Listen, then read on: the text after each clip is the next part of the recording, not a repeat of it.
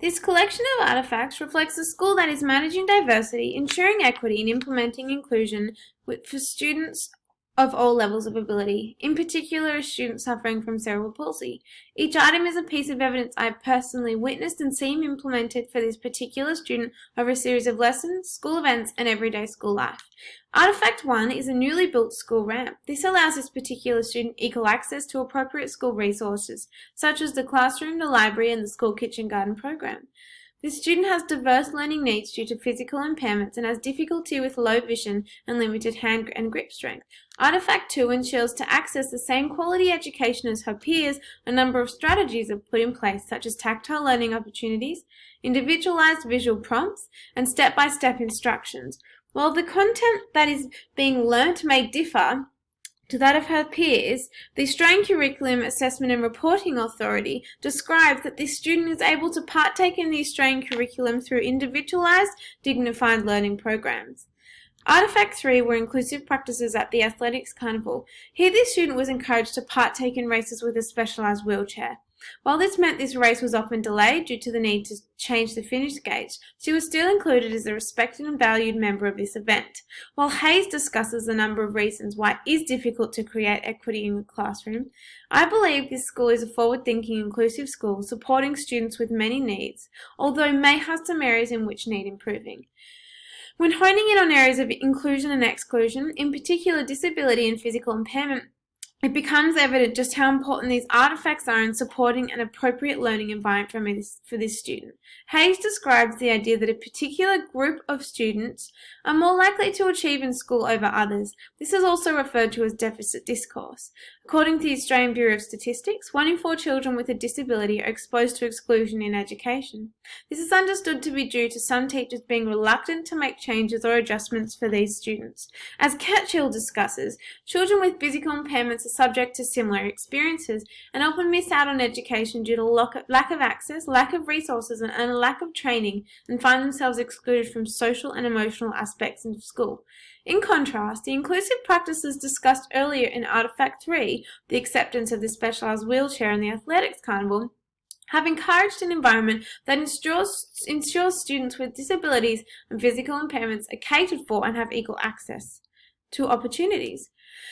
As Colligan states, all children in Australia have the right to an inclusive education. Current effort towards upholding the rights of children with a disability and physical impairment, a lack of understanding, negative and discriminatory attitudes and practices, and lack of support result in the potential for negative stereotypes surrounding this group of students.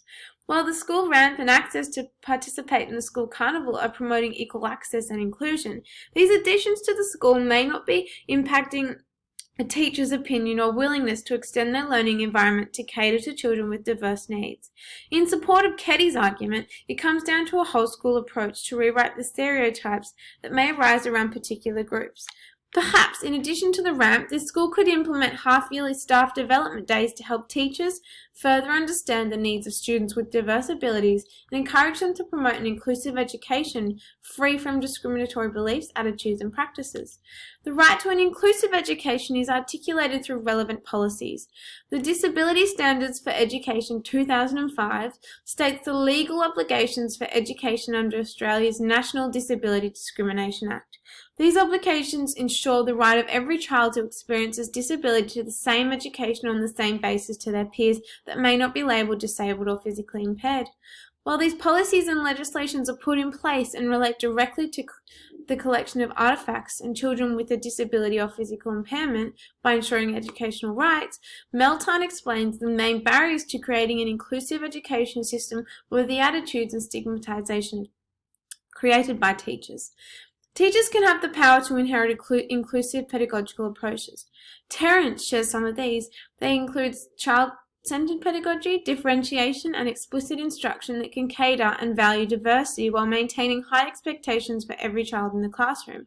When applying these approaches to the artefacts, in particular Artifact 3, it is obvious that the teacher was able to manipulate and maintain a variety of pedagogical approaches to match the needs of this particular learner in each individual lesson.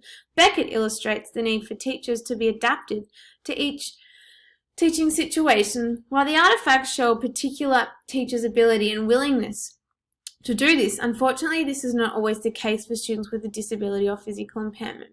While it seems the education system is making progress in its attempts to create an inclusive, equal and diverse learning environment, it is now more obvious than ever that there is still far more work to be done. Perhaps targeting teachers' attitudes and beliefs will have an overall improvement on the schooling life for students with disabilities and physical impairments. Although, as argued by Keddies, some whole school approaches are making more progress in the right direction due to the access to funds and resources.